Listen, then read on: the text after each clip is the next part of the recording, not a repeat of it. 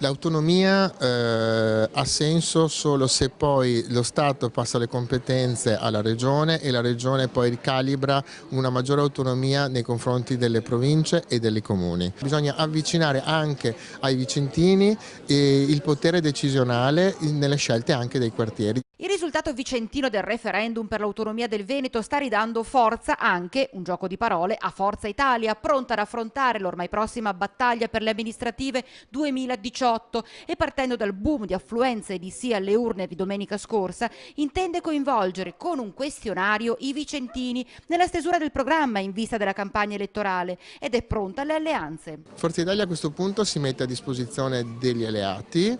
Nel nostro questionario stiamo facendo delle domande specifiche quartiere per quartiere perché vogliamo calibrare il nostro progetto su zona per zona.